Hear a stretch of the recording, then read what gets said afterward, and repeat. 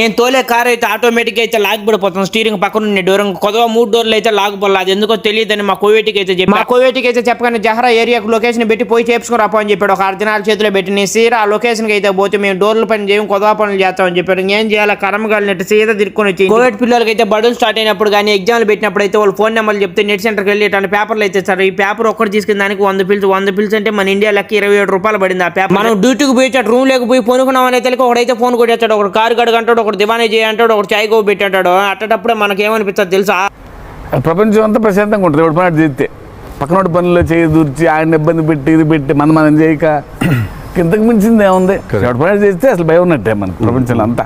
ఈ రోజు మా అమ్మ అయితే తెల్లన్నం చుక్కిని పులుసు అయితే పెట్టింది, కానీ ఏం లాభం, రోసం లేని కూడు. ఎంత తిన్నా రోసం ఉండదు. ఎందుకు రోసం లేని కూడు అని చెప్తాను అంటే దాంట్లో కారం ఉండదు, ఏముండదు, సప్పగా తిన్నట్టే. నా వీడియోలు కూడా సపోర్ట్ చేస్తా.